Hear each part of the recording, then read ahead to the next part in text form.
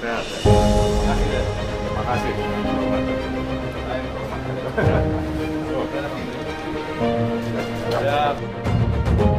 Saya ingin mempersilahkan Mas Agus Harimurti Yudhoyono untuk memberikan keynote speech-nya.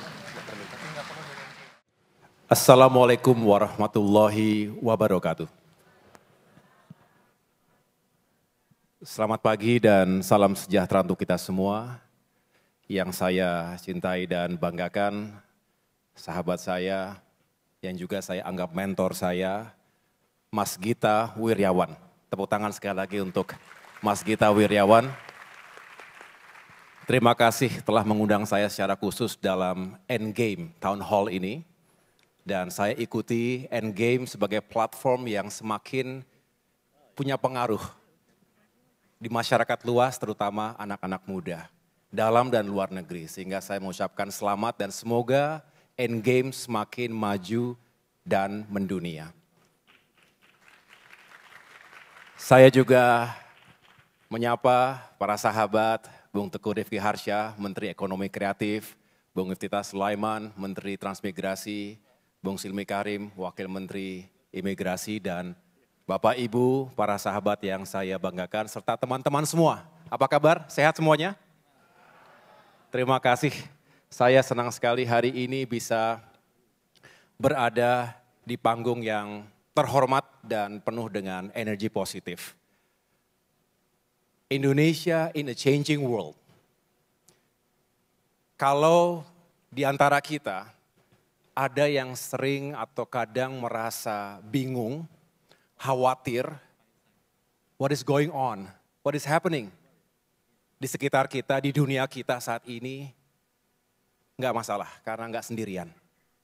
Banyak kita semua sering merasa gundah, kenapa dunia kita yang seharusnya dijanjikan dalam tanda petik semakin damai, semakin maju, semakin sejahtera, semakin berkeadilan, kenapa di sana sini terjadi setback, terjadi kemunduran.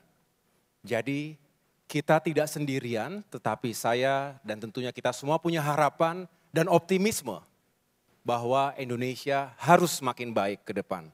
Jadi tema besar yang ingin saya angkat hari ini, yaitu bagaimana kita menavigasi di tengah-tengah ketidakpastian global, sekaligus unlocking the opportunities, mengubah tantangan menjadi peluang kemajuan. Ini, kalau tadi saya katakan tidak perlu risau karena memang di sana sini, di Boao Forum for Asia, Hainan Tiongkok, di Stanford University, di BRICS Forum, semua membahas ketidakpastian global. Mas Gita masih ingat kebersamaan kita di Stanford? Kita bicara juga tentang bagaimana dunia yang sekali lagi ingin menuju suatu tujuan yang lebih mulia, seringkali mengalami disrupsi. Dan kita tidak boleh kemudian diam dan menyerah. Banyak terobosan yang bisa kita lakukan bersama-sama, tetapi ini adalah tema besar dunia kita saat ini, di semua kawasan. Saya ingin mengangkat 5 agenda. Saya ulangi. Yang pertama adalah global megatrends. Apa yang telah terjadi sekian dekade terakhir ini, kemudian kita potret secara lebih spesifik apa yang terjadi di dunia, di Indonesia, kemudian juga mari kita hadirkan critical thinking kita untuk menghadirkan strategi dan juga policy. Policy bukan hanya milik pemerintah, milik kita semua yang harus diintegrasikan dengan baik untuk menjawab banyak tantangan tadi. Kemudian yang terakhir tentunya urgency, hadirnya kepemimpinan transformasional di seluruh lini, pusat daerah, di seluruh profesi dan sektor. Termasuk juga mengapa leadership harus didukung dengan good followership. Yang pertama mari kita lihat megatrend. Kita lihat dunia kita ini sekarang mengalami sebuah pergeseran. Yang tadinya mungkin selama sekian dekade ada hegemoni, unipolar. Sekarang dunia semakin terbagi-bagi. Multipolar regime yang kita hadapi saat ini dan juga tentunya kita melihat growing importance dari berbagai blok di dunia. Selain tentunya EU, sekarang BRICS, ASEAN sendiri tadi Pak Gita berkali-kali mengatakan punya peran sentral hari ini. Dan juga sahabat-sahabat kita di Afrika. Nah, kemudian kita tahu bahwa rivalry, persaingan yang makin keras antara Tiongkok dengan Amerika Serikat ini seringkali mengakibatkan guncangan-guncangan di berbagai sektor. Bukan hanya secara ekonomi, tapi juga keamanan global. Kemudian kita tahu bahwa seringkali kita melihat sekarang kompetisi yang semakin sengit. Perebutan sumber daya alam, critical minerals. Dan kita juga punya banyak sumber daya alam. Jangan sampai kita menjadi pecundang di negeri sendiri. Setelah itu kita melihat demographic shift, perubahan komposisi penduduk di mana sebagian negara maju itu mengalami aging population, makin tua, berkurang. Sedangkan Indonesia dan sejumlah negara di Asia Tenggara termasuk juga di Asia Selatan, Afrika dan juga Amerika Selatan itu mengalami bonus demografi. Nah, disinilah sebetulnya peluang kita. Nah, kemudian urbanisasi ini juga akan menjadi permasalahan besar ketika 70% masyarakat di dunia akan tinggal dan bekerja di kota-kota besar termasuk metropolitan dan megapolitan. Dan isu migrasi. Ini juga penting, sejumlah negara mengalami permasalahan serius terkait dengan imigrasi. Terkait dengan migrasi dari suatu negara ke negara yang lain. Nah, ini berpengaruh pada labor markets. Nah, kita semuanya harus mengikuti permasalahan-permasalahan ini. Selanjutnya, technological disruption. Kita juga memahami bahwa saat ini banyak sekali kemajuan yang hadir akibat lompatan-lompatan teknologi. Semua serba digital, semua serba cepat, semua serba meningkatkan produktivitas. Tetapi itu bagi mereka yang bisa menguasai AI. Tadi di ruang tunggu Mas Gita mengingatkan, seringkali kita tidak melihat utuh bahwa artificial intelligence juga bisa menciptakan banyak ketidakpastian dan juga ketimpangan antara satu negara dengan negara lain, antara satu komunitas dengan komunitas yang lain. Tetapi yang jelas, industri berubah. Bisnis model juga harus mengikuti perubahan zaman dan juga kemajuan teknologi ini. Dan sekarang yang menjadi battlegrounds adalah terkait dengan cyber security dan juga data. Saya lanjutkan. Nah, jobs, pekerjaan kita juga sering terguncang. Banyak pekerjaan yang menjadi tidak lagi diperlukan akibat kemajuan dan disrupsi teknologi tadi. Oleh karena itu pertanyaannya tentu dari waktu ke waktu, dari masa ke masa juga akan menghadapi seperti ini. Baik revolusi industri pertama, kedua, ketiga sampai dengan hari ini. Tetapi yang kita pertanyakan adalah seberapa cepat dan seberapa siap kita untuk melakukan upgrading skill sets dari masyarakat kita untuk bisa memenuhi tantangan di abad 21 hari ini dan ke depan. Pekerjaan-pekerjaan itu juga tentunya harus selalu dicari relevansinya. Saya lanjutkan. Nah, inilah yang tentunya menjadi perhatian besar hari ini. Bangsa-bangsa sedunia, tentu termasuk Indonesia. Teknologi, kadang bisa diandalkan, kadang kurang bisa diandalkan. Nah,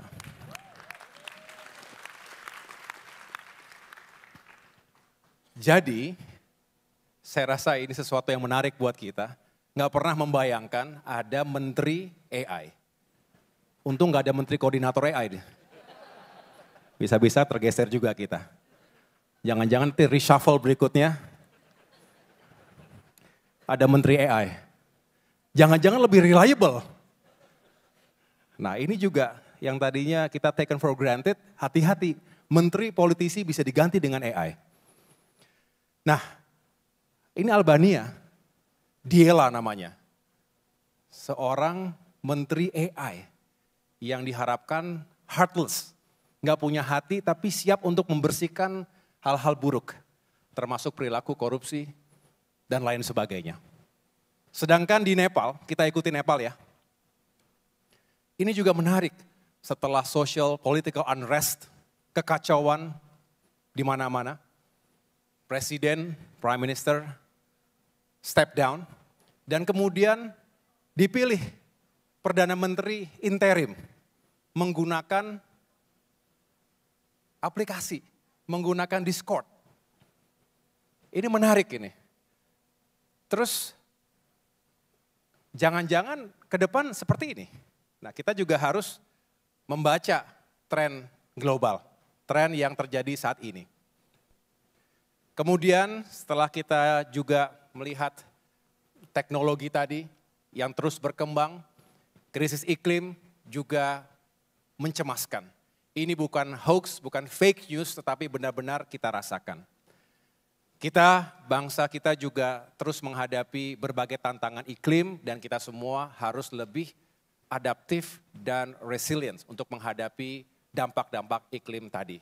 Akhirnya kita dihadapkan pada kelangkaan, scarcity. Ini bukan teori baru, teori lama yang kemudian ada yang men-challenge-nya. Pangan, energi, air bersih, ini selalu dikatakan menghadapi tekanan sehingga perlu dicarikan sumber-sumber baru yang terbarukan. Nah, ada buku, kalau sudah baca, Abundance judulnya. Ada yang sudah baca? Thompson and Klein tahun 2025 ini, ia punya pandangan yang berbeda. Ia mengatakan, kesalahan kita selama ini menggunakan scarcity mindset. Jadi semua langsung berpikiran semua terbatas. Tetapi ia mengatakan bahwa dengan memiliki abundance mindset, bahwa segala sesuatunya itu sebetulnya tersedia. Tinggal bagaimana kita melakukan langkah-langkah strategis untuk menghadirkan ketersediaan untuk semua. Jadi yang tadinya kuenya terbatas, berpikir selalu terbatas dibagi untuk banyak orang, yang dia push melalui teori ini adalah bagaimana kue itu selalu diperbesar dengan inovasi, dengan pembangunan yang dilakukan secara terus-menerus, dengan deregulasi, termasuk juga dengan infrastruktur yang berkelanjutan. Inilah impact dampak dari climate crisis, saya rasa kita semua sudah merasakan dan memahaminya. Polusi, kemudian juga natural disasters terjadi di sana-sini, korbannya juga banyak sekali, termasuk juga terjadinya panas yang ekstrim. Ini semua berpengaruh pada kehidupan bermasyarakat, berbangsa dan bernegara. Nah, mari kita lihat. Sustainability menjadi tema besar kita hari ini. Bagaimana bangsa-bangsa sedunia bisa bersatu untuk bisa mencapai net zero emission by 2060. Walaupun dalam buku berjudul Speed and Scale, John Doerr, ia mengatakan nggak cukup kalau business as usual, harus masif, terstruktur, harus benar-benar berani kebijakan yang diambil dan harus bersatu. Bukan hanya para pemimpin, tetapi juga para pelaku dunia usaha, komunitas, para teknokrat, ilmuwan bersatu agar semakin cepat dan semakin besar perubahan yang dilakukan untuk mencegah buruknya climate crisis. Banyak hal yang bisa dilakukan. Mengelektrifikasi kendaraan, mereduksi karbon, footprints, dengan berbagai langkah untuk mencari sumber listrik yang terbarukan, dan lain sebagainya. Transisi ini diperlukan dan harus sekarang. Yang kedua, atau yang berikutnya adalah economic power shift. Ini juga terjadi dalam waktu yang kita amati 2 dekade terakhir ini, kita melihat ada perubahan-perubahan dari kekuatan ekonomi. Nah, Tiongkok sendiri, selain tentunya kita bicara tadi, Pak Gita mengatakan bagaimana ASEAN dengan 700 juta potensi pasar ini bisa semakin penting dalam tatanan ekonomi, bukan hanya di kawasan Indo-Pasifik tapi juga di dunia. Tetapi kita juga paham bahwa China atau Tiongkok ini benar-benar akan semakin mendominasi. Tapi dengan situasi hari ini, ia juga harus melakukan pendekatan-pendekatan yang lebih adaptif. Misalnya dengan China Plus One untuk tidak berkurang competitive advantage-nya diharapkan dengan kebijakan yang dilakukan oleh Amerika Serikat. Termasuk terjadi evolving financial systems dengan digital currency-nya. Lanjut.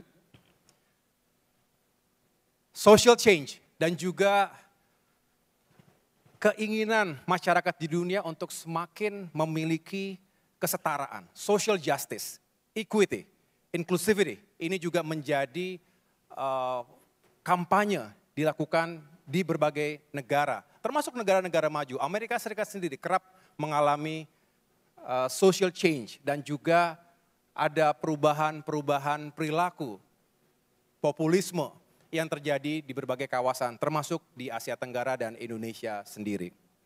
Nah, di bidang kesehatan, kita juga mengikuti banyak sekali kemajuan di bidang medis dan ini perlu kita ikuti. Jangan sampai kemudian Indonesia tertinggal. Bioteknologi ini juga terus dikedepankan dan pada akhirnya kita tidak ingin mengulangi krisis pandemi COVID-19 yang telah meluluhlantakan banyak aspek terutama ekonomi dan juga keselamatan dan kesehatan kita. Kita harus lebih siap, harus punya kapasitas termasuk infrastruktur kesehatan yang lebih memadai.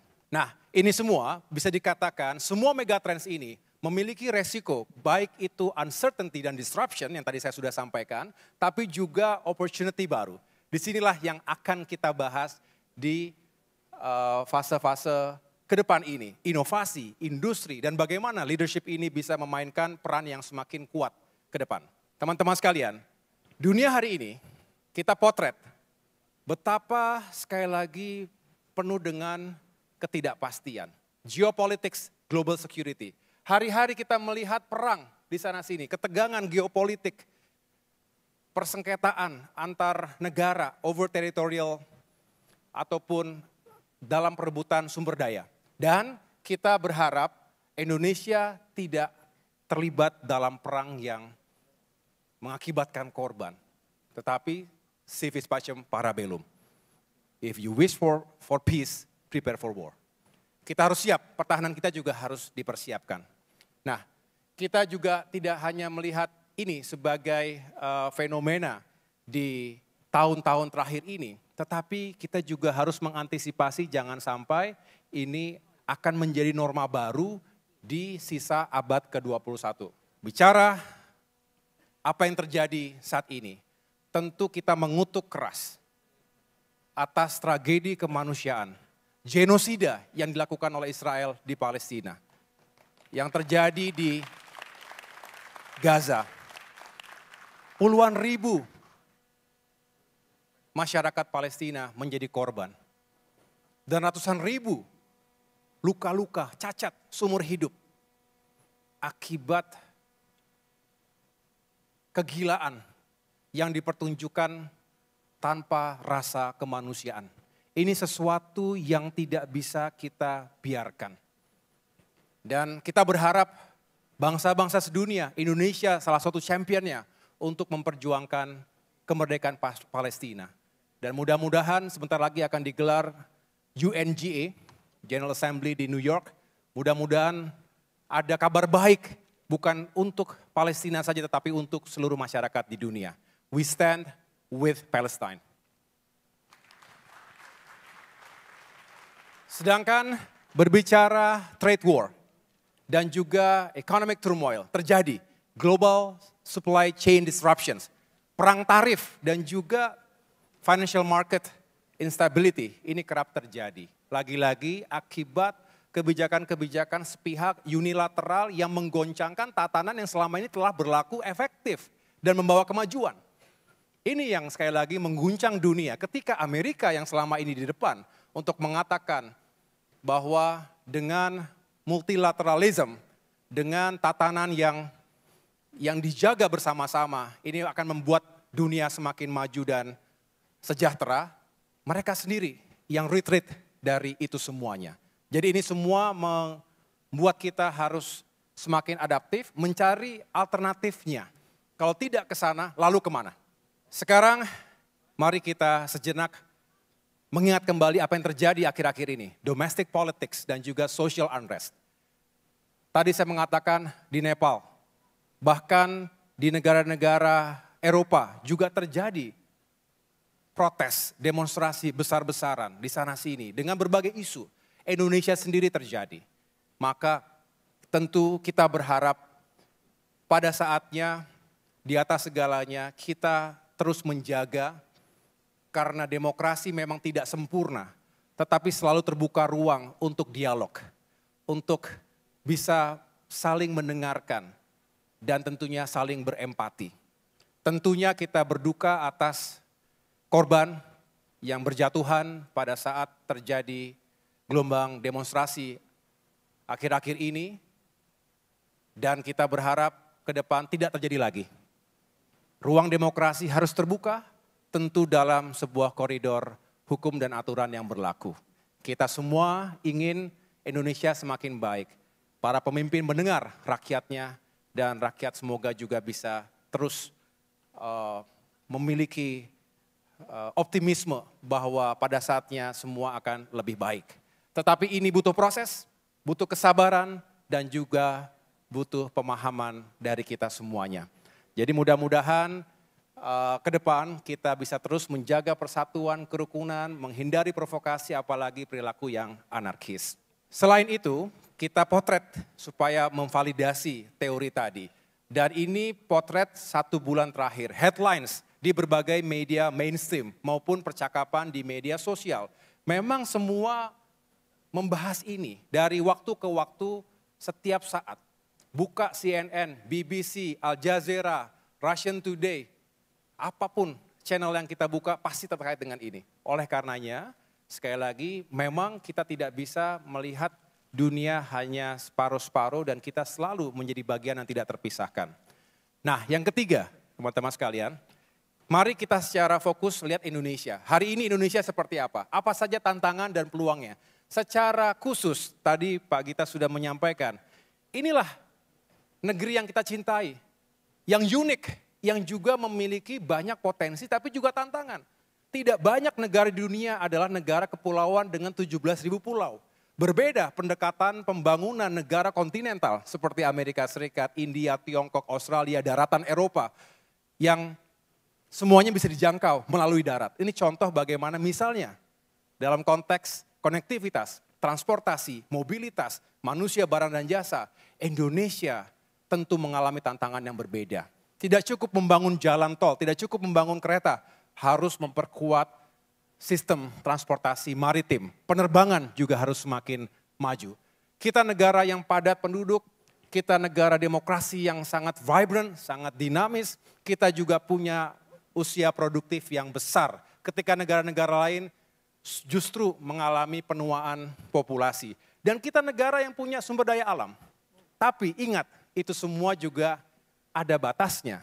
Dan yang terakhir tentunya sebagai negara yang tadi semakin diperhitungkan di kancah internasional, maka Indonesia juga diharapkan punya leadership, punya peran, punya inisiatif agar juga menghadirkan perubahan-perubahan dan terobosan-terobosan ke depan. Bukan hanya untuk dirinya, bukan hanya untuk kawasan, bahkan untuk dunia. Lanjut.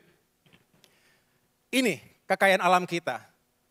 Ini yang harus kita jaga dari Aceh hingga Papua. Tapi jangan sampai kita terjebak karena ada yang disebut sebagai the curse of resource rich nation.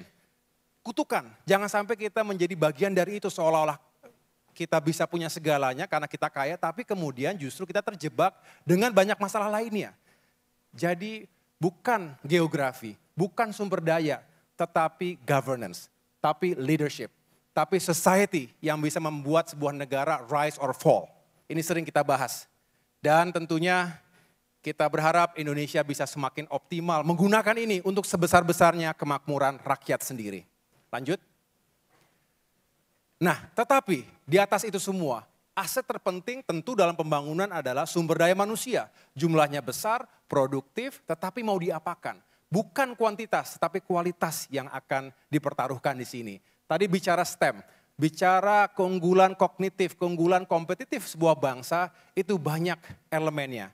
Oleh karena itu dimulai dari pendidikan, dasar, menengah, tinggi. Semoga semakin banyak sumber daya manusia bangsa kita yang siap untuk mengawaki di seluruh lini dan seluruh profesi. Agar Indonesia ya semakin maju. Lanjut. Nah, secara ekonomi kita nomor 16. Itulah mengapa sejak tahun 2008 kita sebagai anggota G20. Tetapi bukan di sini, lanjut.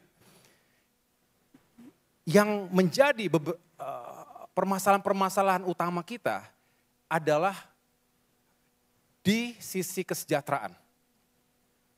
Inilah GNR per kapita kita. Per hari ini dihadapkan dengan negara-negara G20 lainnya, kita di nomor 19. Ya tentu bersyukur karena ada peningkatan dari waktu ke waktu, tetapi kita harus lebih bekerja keras agar tidak terjebak dalam middle income trap. Saat ini kita berada di garis upper middle income. Nah, kita ingin mengejar ini, yang lainnya sudah di sini. Oleh karena itu, jangan sampai kita keburu tua sebelum kaya sebagai bangsa. Saat ini kita populasinya produktif, populasinya muda, jangan sampai ini belum terkonversi menjadi kemakmuran dan kesejahteraan, kemudian kita mengalami penuaan populasi. Ini pesannya. Lanjut. Nah, kalau dihadapkan pada income distribution, ini juga bisa kita lihat bahwa kita ingin semakin menggeser yang ada di sini menjadi middle income. Dan juga menjadi high income population. Jangan sampai sekali lagi justru berkurang. Dan yang vulnerable, yang rentan, itu begitu ada gejolak ekonomi sedikit di dunia maupun secara nasional, ia akan masuk ke dalam kategori miskin. Ini yang harus kita cegah. Lanjut. Unemployment. Ini juga harus menjadi perhatian kita. Lapangan pekerjaan itu memang harus kita ikhtiarkan. Pemerintah dan dunia swasta. Pekerjaan bukan hanya masalah ekonomi, tapi juga masalah sosial, dignity. Seseorang yang punya pekerjaan yang layak, punya penghasilan, punya daya beli, ia terhormat. Ia bisa mensejahterakan keluarganya. Mari kita sama-sama berikhtiar di sini. Nah, ICOR, Incremental Capital Output Ratio, ini yang seringkali digunakan sebagai standar apakah sebuah negara pembangunan itu sudah efisien atau belum. Nah, kita saat ini masih di angka 6.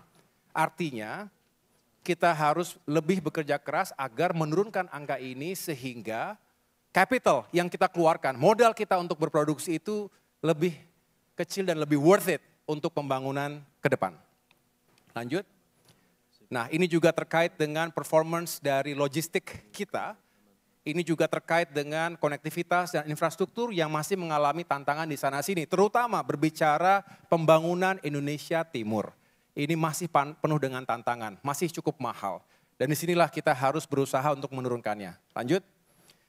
Teman-teman sekalian, bicara Human Development Index, ini juga banyak tantangannya. Indonesia tentu tidak puas dengan berada di posisi seperti ini.